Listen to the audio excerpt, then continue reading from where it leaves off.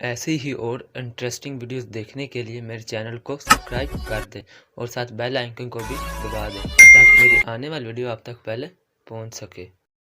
तो मूवी शुरू होती है बहुत ही मिस्टीरियस सीन को दिखाते हुए कि एक कंटेनर जैसा ट्रक एक रोड से गुजर रहा है। हमें ये तो नहीं दिखाया जाता कि उसके अंदर क्या है, लेकिन इतना जरूर हम जान पाते हैं कि उसमें कोई बहुत जरूरी चीज है, क्योंकि उसके साथ उन लोगों ने बहुत ज्यादा सिक्योरिटी भेजी है। इनफैक्ट ये कंटेनर आर्मी का ही होता है और उसके साथ सिक्योरिटी भी उनकी। लेकिन उसी रोड पर एक और कार होती है जिसमें एक न्यूली वेड कपल होता है। उन लोगों की गाड़ी पता नहीं कैसे उस ट्रक के साथ टकरा जाती है और इस वजह से बहुत बड़ा ब्लास्ट होता है। जिस कंटेनर को काफी ध्यान से उस ट्रक के साथ बांधा गया था वो हो गया था अब सेपरेट और वो खुल जाता है, और जो चीज उसमें से बाहर आती है वो हम सब देख के हैरान रह जाते हैं, क्योंकि वो कोई चीज नहीं, वो एक चीता जागता ज़ॉम्बी था। ये ज़ॉम्बी कुछ ज्यादा ही स्ट्रॉन्ग और फास्ट लग रहा था कि बाहर निकलते ही कुछ नहीं देखता, सारे सोल्जर्स को मार डालता है। अब जनाब उसी आर्मी में से ये दो सोल्जर्स को मारता तो नहीं है, लेकिन उन्हें भी काट कर इन्फेक्टेड कर देता है। अब बन जाते हैं वो दोनों सोल्जर्स भी ज़ॉम्बीज। ये तीनों अब एक साथ हो जाते हैं। अब इन ज़ॉम्बीज में खास बात ये थी कि ये डम्ब नहीं थे, इनमें काफी अकल थी। तो ये लोग प्लान करते हैं कि हम लास वेगास जाएंगे, क्योंकि इनका प्लान था कि ये लोग वहाँ के लोगों को इन्फेक्टेड करके अपने जैसा बना दें और अपनी एक पूरी आर्मी तैयार करें। और ये थे मूवी के कुछ स्टार्टिंग सीन्स।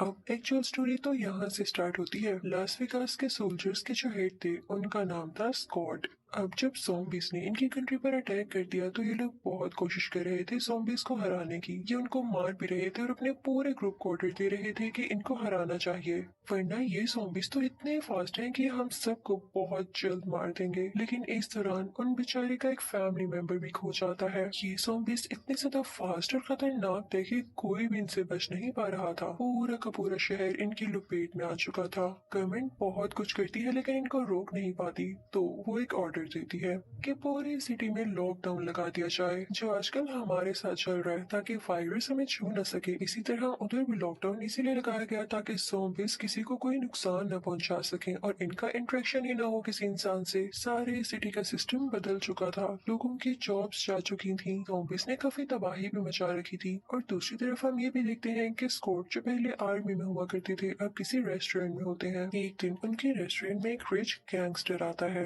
वो आकर स्कॉट से बातें करने लगता है कि तुम तो जानते हो गवर्नमेंट ने पहले ही हर जगह लॉकडाउन लगा रखा है और जहाँ पर वो ज़ॉम्बीज को कंट्रोल नहीं कर पा रही वो उन जगह को ब्लास्ट कर देगी। और उन्होंने कहा है कि जिन जिन की बिलोंगिंग्स और जरूरी चीजें हैं वहाँ पर वो किसी तरह उनको पहुंचा दी जाएंगी। लेकिन तुमने मेरा नाम तो सुना होगा, मैं एक बहुत बड़ा कैसीनो चलाता हूँ और उसमें मेरे $200 मिलियन हैं। अब हम सब जानते हैं कि कैसीनो में इतने ज्यादा पैसे रखना या इतनी ज्यादा डीलिंग्स करना तो गलत बात है ना। तो वो गैंगस्टर गवर्नमेंट से इस चीज की हेल्प नहीं ले सकता था, इसलिए वो तरीके ढूंढ रहा था कि वो किसी से कहकर अपने पैसे सेव कर ले ताकि वो उन ब्लास्ट में जाया ना हो जाए। तो वो स्कॉट को ऑफर करता है कि अगर तुम मेरे लिए मेरे ही कैसीनो से वो पैसे वापस ले आओ तो मैं तुम्हें भी $50 मिलियन दूंगा।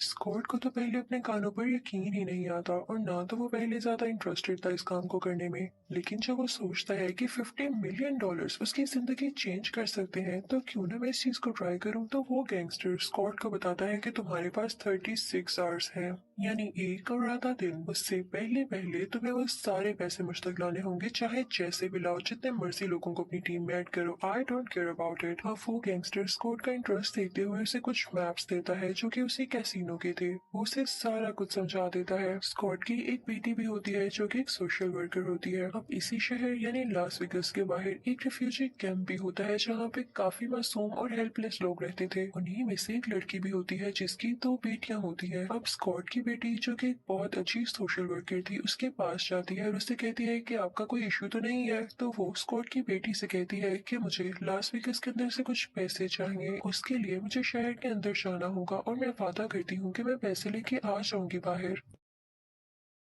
तो स्कॉट की बेटी कहती है कि नहीं, आप शहर में नहीं जा सकती, लॉकडाउन लगा हुआ है और आप जानती हैं ना कि शहर के हालात कितने बुरे हैं। तो वो लड़की कहती है कि अगर मुझे ये पैसे मिल गए तो मुझे यहाँ रहने की यानी रिफ्यूजी कैंप में भी रहने की जरूरत नहीं पड़ेगी, मैं वापस चली जाऊंगी। तो स्कॉट की बेटी कहती है कि आप थोड़ा सा वेट करें, सब ठीक हो जाएगा। हम देखते हैं कि स्कॉट की बेटी काफी सैड रहती थी और याद है मूवी के स्टार्ट में मैंने आपको बताया कि स्कॉट ने अपने एक फैमिली मेंबर खो दिया था और वो थी उसकी वाइफ। इनफैक्ट वो एक ज़ॉम्बी में बदल चुकी थी और वो आउट ऑफ कंट्रोल हो चुकी थी। उसे मारना ही सबसे बड़ा सोल्यूशन था, जिसको लेके स्कॉट काफी उदास रहा करता था क्योंकि उसी ने अपनी वाइफ को मारा। इसीलिए स्कॉट की बेटी भी डिप्रेस रहती थी। इसके बाद स्कॉट कॉल करता है उसे गैंगस्टर को और उससे कहता है कि मैं इस मिशन के लिए रेडी हूँ, लेकिन मुझे इसके लिए अपनी कोई टीम भी इकट्ठी करनी होगी। तो वो अपनी टीम में 5 लोगों को रखता है, 2 लड़कियां और 3 लड़के, जिनमें से एक लड़की पायलट होती है। एक लड़का ऐसा होता है जो किसी भी किस्म के लॉक को खोल सकता था और एक लड़का बहुत अच्छा शूटर होता है।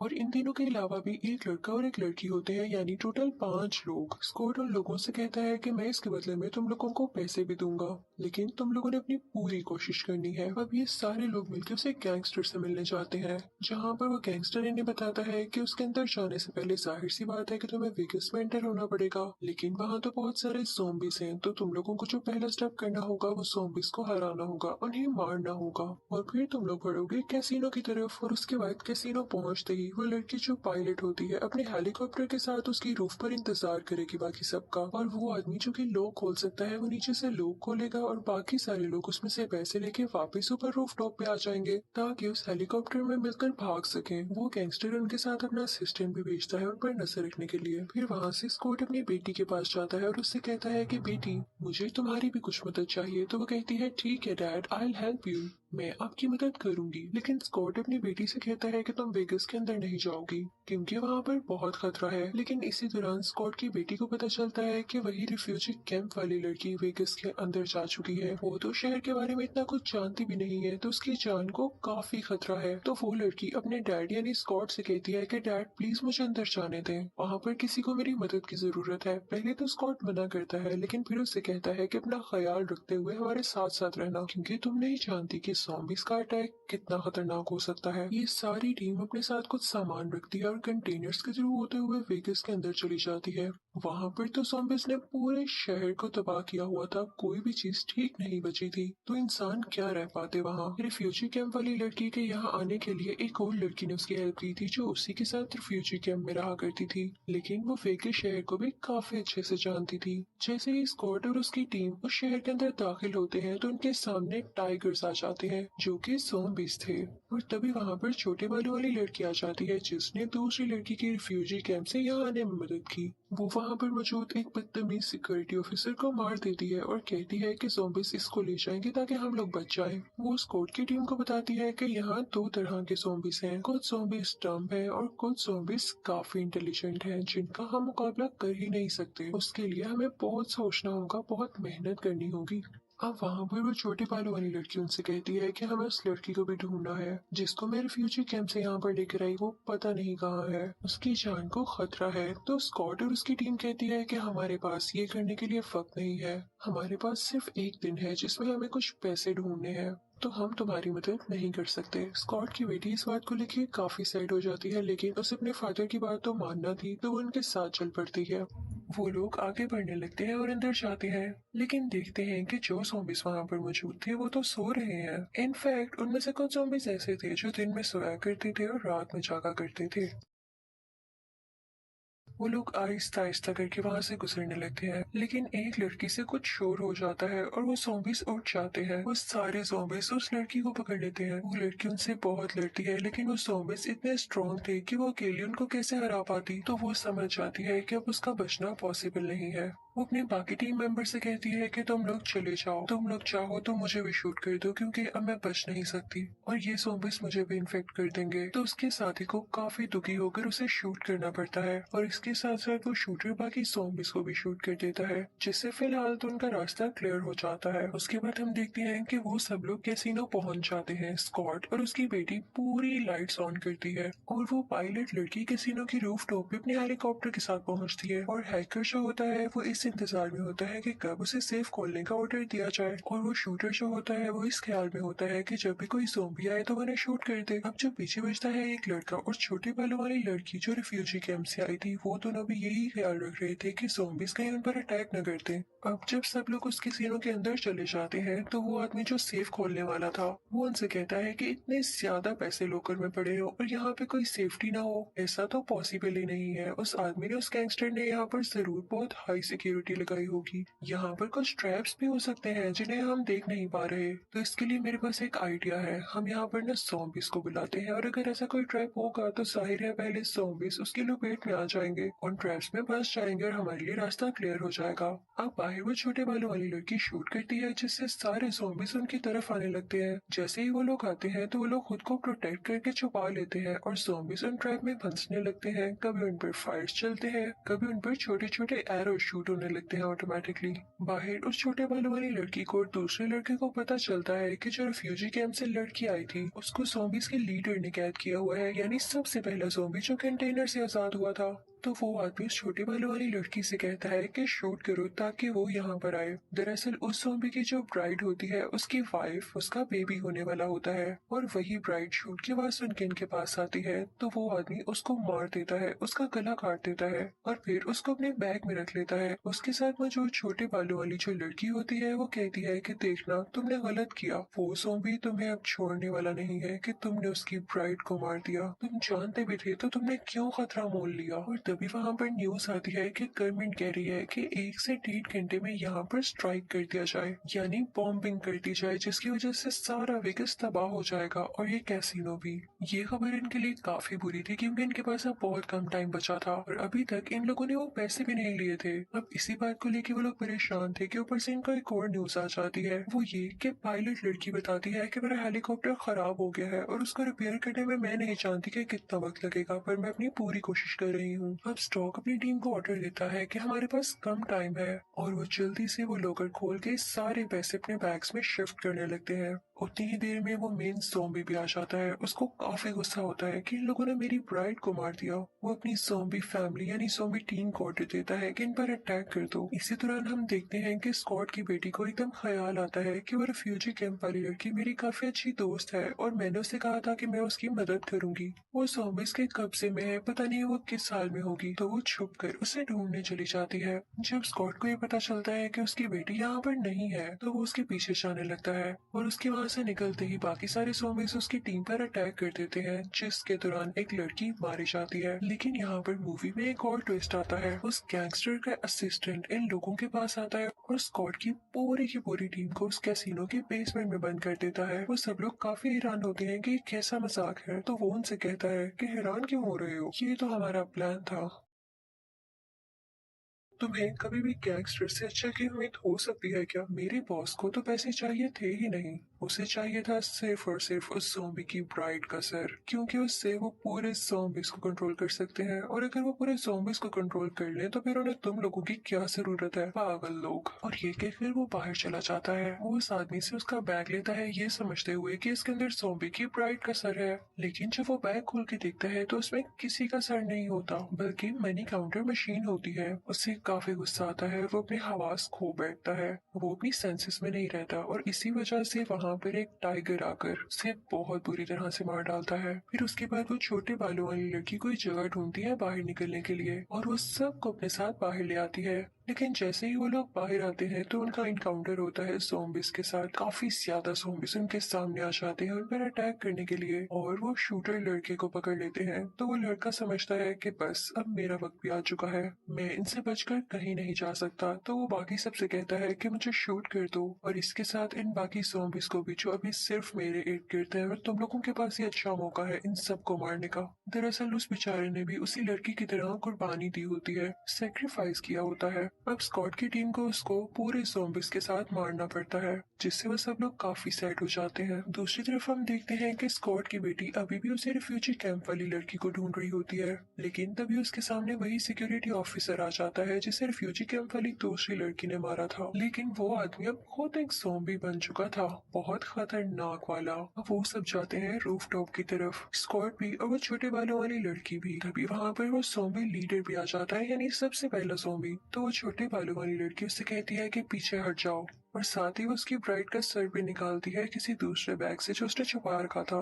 वो कहती है कि मैं इसको डिस्ट्रॉय कर दूंगी, तुम यहाँ से चले जाओ। वो ज़ॉम्बी लीडर कुछ कुछ पीछे होने लगता है, लेकिन तभी वो छोटे बालों वाली लड़की देखती है कि स्कॉट हेलीकॉप्टर में बैठ चुका है और इसी बात का फायदा उठाते हुए वो ज़ॉम्बी लीडर उस छोटे बालों वाली लड़की पर अटैक कर देता है और उसे जान से ही मार डालता है, क्योंकि मैंने आपको बताया ना कि वो कितना तेज था। लेकिन वो बेचारी लड़की भी मरने से पहले पहले उसकी ब्राइड का सर नीचे गिरा देती है, जिससे उसका सर क्रश हो जाता है। क्या आप जानते हैं कि उस ज़ॉम्बी की ब्राइड का सर जिंदा था, यानी अगर उसे अभी भी उसकी बॉडी के साथ लगा दिया जाता तो वो दोबारा से जिंदा हो सकती थी। इसलिए उस लड़की ने बहुत अच्छा काम किया जो उसका सर क्रश कर दिया ताकि वो दोबारा न जिंदा हो सके। स्कॉट जब हेलीकॉप्टर में बैठा होता है तो उस पायलट लड़की से कहता है कि हम वो सारी मनी अपने साथ नहीं लाए और उसे सारी प्लानिंग बताता है उस गैंगस्टर की, और ये भी बताता है कि मेरी बेटी खो चुकी है और अब मुझे उसको ढूंढना है। दूसरी तरफ हम ये देखते हैं कि स्कॉट की बेटी ने उस रिफ्यूजी कैंप वाली लड़की को बचा लिया होता है, लेकिन उनके पीछे वो सिक्योरिटी ऑफिसर भी होता है जो कि अब ज़ॉम्बी बन चुका था। लेकिन स्कॉट की बेटी काफी ब्रेव होती है, वो उसे भी मार डालती है, लेकिन इसके फौरन साथ ही वो ज़ॉम्बी लीडर भी वहाँ पर आ जाता है अपने बाकी ज़ॉम्बी साथियों के साथ और स्कॉट की बेटी पर अटैक करने की कोशिश करता है। लेकिन स्कॉट भी बहुत मेहनत के बाद उस जगह पर पहुंच चुका था जहाँ पर उसकी बेटी थी। वो अपनी बेटी को और दूसरी लड़की को वहां से लेके फौरन से निकल जाता है। ये सारे लोग जल्दी से रूफ टॉप पे भाग कर आते हैं ताकि हेलीकॉप्टर में बैठ के वहां से भाग सके, लेकिन वो तेज ज़ॉम्बी यानी ज़ॉम्बी लीडर भी उनके पीछे पीछे आने लगता है और वो साहिब तो हेलीकॉप्टर के अंदर ही जंप लगा देते हैं और अब फाइट होने लगती है स्कॉट की और इसी ज़ॉम्बी की। ये दोनों बहुत लड़ते हैं और इसी दौरान वो ज़ॉम्बी स्कॉट को काट लेता है, लेकिन फिर भी स्कॉट हिम्मत करते हुए उसे शूट कर देता है, जिससे वो ज़ॉम्बी लीडर हमेशा के लिए मारा जाता है। लेकिन बैड लक ये था कि अब एयर स्ट्राइक्स होने में, बॉम्ब्स एक्सप्लोड होने में सिर्फ और सिर्फ 5 मिनट बाकी थे। इन लोगों को फौरन उस जगह से निकलना था, लेकिन इस लड़ाई के दौरान उस फीमेल पायलट को भी गोली लग चुकी थी। स्टिल वो बहुत मुश्किल से जहाज उड़ाती है और वहां से जैसे ही लोग निकलते हैं तो फौरन से ब्लास्ट शुरू हो जाते हैं। लेकिन इस एयर स्ट्राइक की वजह से उनके हेलीकॉप्टर को भी काफी नुकसान पहुंचता है। इसमें तो वो बेचारी फीमेल पायलट भी मारी जाती है, वो रिफ्यूजी कैंप वाली लड़की भी, और बेचारा स्कॉट काफी ज्यादा जख्मी होता है। इस हमले में स्कॉट की बेटी बच चुकी थी। वो अपने डैड के पास आती है और उससे कहती है कि आई एम सॉरी, मैंने आज तक कभी आपकी बात नहीं मानी, हमेशा आपकी बात टाली, आपसे नफरत की कि आपने मेरी मॉम को मार दिया, लेकिन आप भी अपनी जगह सही थे, क्या आप प्लीज मुझे माफ कर सकते हैं। तो स्कॉट कहता है कि मेरी बेटी, तुम कैसी बातें कर रही हो, तुम अपना ख्याल रखना, बस तुम जानती हो कि मैंने वहां से कुछ पैसे चुरा लिए थे कि मैं तुम्हें दूंगा, मेरे पास तो और कोई नहीं रहा, तो ये मेरे भी किस काम के। इसी के साथ स्कॉट अपनी बेटी को कुछ पैसे देता है। इसी के साथ स्कॉट बेचारे को कुछ होने लगता है क्योंकि उसे उस ज़ॉम्बी ने जो काट लिया था। वो अपनी बेटी से कहता है कि मेरी बेटी, मुझे शूट कर दो, कहीं मेरी वजह से किसी को कोई नुकसान न पहुंचे। तो उसकी बेटी रोते रोते अपने फादर को शूट कर देती है क्योंकि उसे ऐसा करना पड़ा था।